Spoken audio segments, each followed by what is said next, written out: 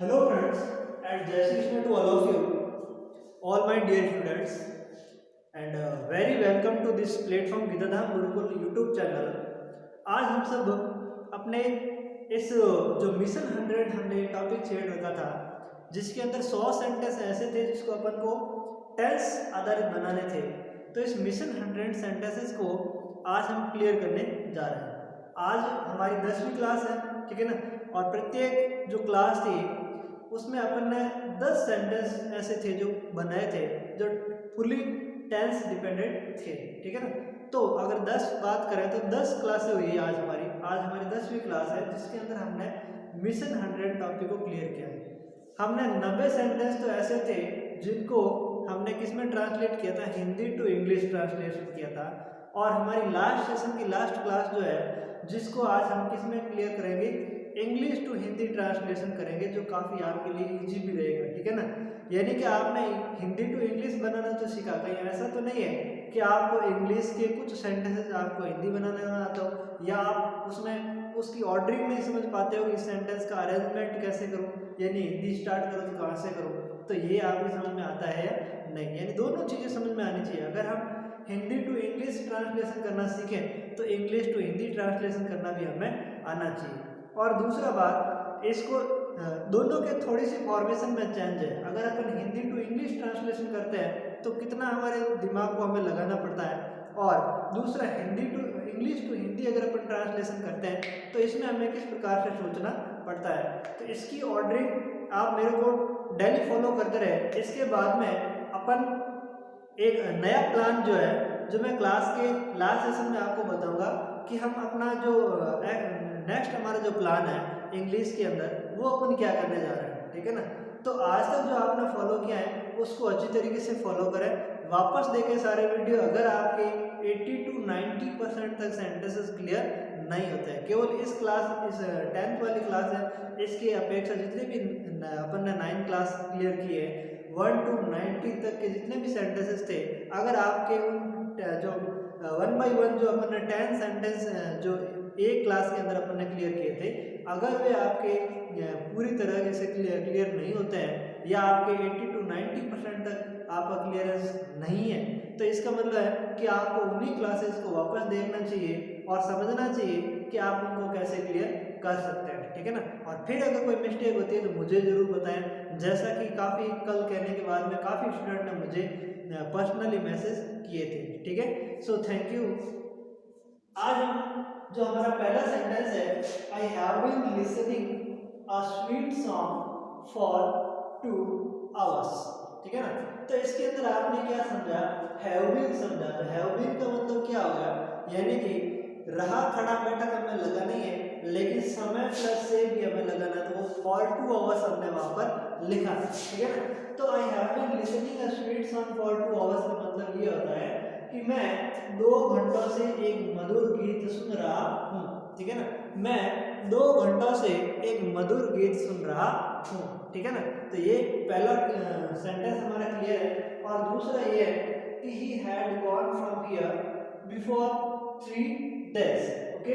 He had gone from here before 3 days। तो देखो, he had gone यानी कि वो चला गया, फ्रॉम हियर यानी कि यहाँ से, बिफोर 3 days यानी कि 3 दिन पहले, ठीक है। तो इसका मतलब ये है कि वह 3 दिन पहले यहाँ से चला गया था, ठीक है ना। वह 3 दिन पहले यहाँ से चला गया था, ठीक है ना। सेंटेंस अगर आप इंग्लिश टू हिंदी ट्रांसलेशन कर रहे हैं तो उसका एक प्रॉपर वे होना चाहिए।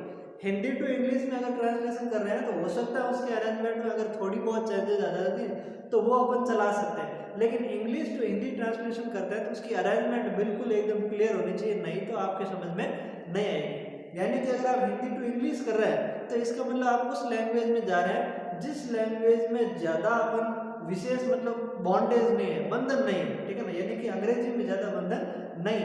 लेकिन अगर आप इंग्लिश से हिंदी के अंदर आ रहे हैं तो इसका मतलब आपकी अरेंजमेंट बिल्कुल राइट प्रॉपर वे के अंदर होनी चाहिए, क्योंकि हिंदी वो लैंग्वेज है जिसके अंदर आपको एक एक चीज़ का विशेष तौर से ध्यान रखना चाहिए, गलतियां बहुत ही कम होनी चाहिए, ठीक है ना।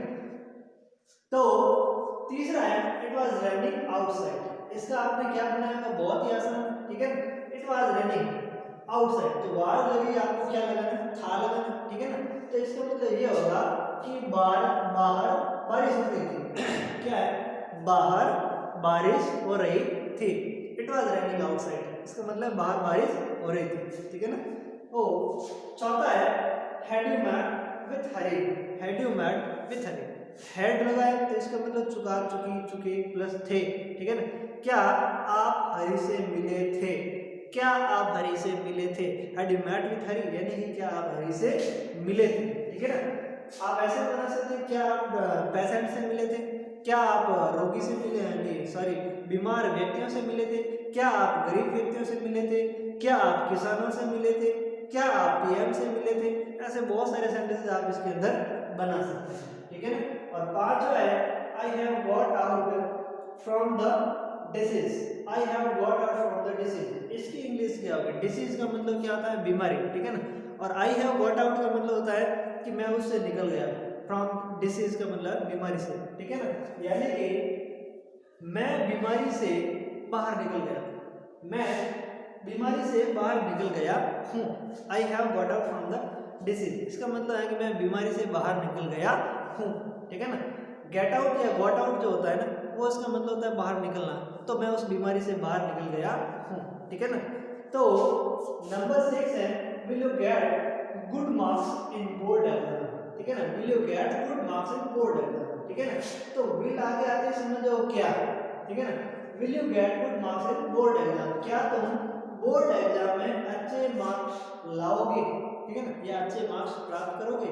क्या तुम बोर्ड एग्जाम में अच्छे मार्क्स प्राप्त करोगे, या क्या तुम अच्छे बोर्ड एग्जाम में अच्छे मार्क्स लाओगे?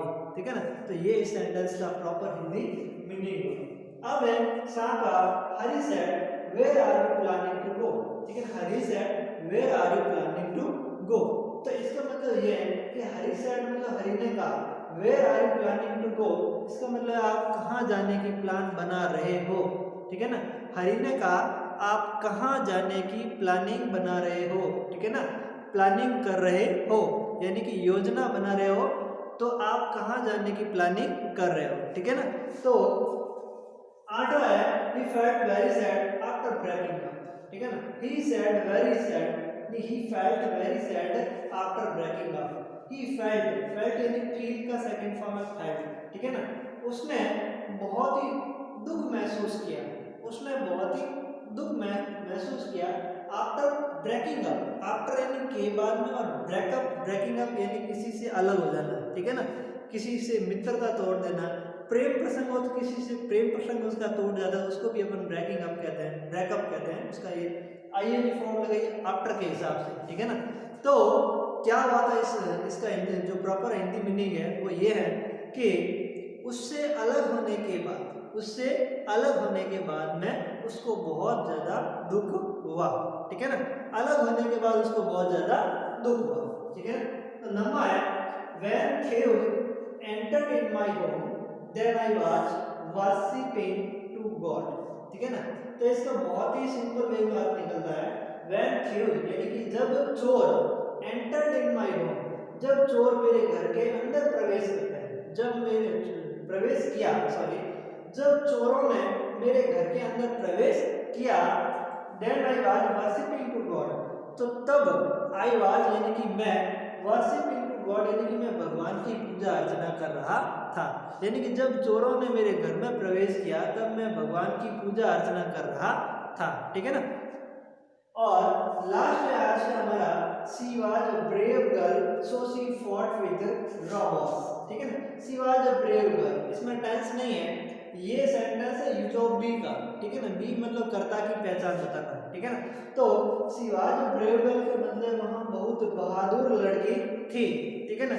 so she fought with robbers, इसलिए वहां चोरों के साथ में लड़ी। ठीक है ना।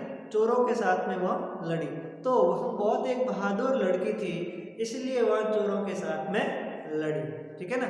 सो जैसा कि मैंने क्लास की स्टार्टिंग में कहा था कि आज की क्लास के बाद में अपन लोग मिलकर के एक प्लानिंग बनाते हैं कि अपन को नेक्स्ट वर्क कौन सा करना चाहिए। मेरी ओर से मैं ये कहना चाहता हूँ कि एक तो क्लास वर्क हमारा चल ही रहा है। ठीक है, कि कुछ क्लासेस के स्पेशल वीडियो चल रहे हैं, लेकिन इसके अलावा जो ये सामूहिक क्लास चल रही है ग्रामर सेक्शन की, तो एक तो प्लानिंग ये है कि अपन को डायरेक्ट इनडायरेक्ट यानी कि नरेशन में और स्पीच में चला जाना चाहिए। और दूसरा मेरा प्रॉपर वे ये कहता है कि हो सकता है कुछ ग्रामर के छोटे मोटे शॉर्ट्स जो हैं उनको अपन को क्लियर करना चाहिए। और तीसरा हमारा थॉट ये कहता है कि हमें मॉडल जो है उनको क्लियर करना चाहिए।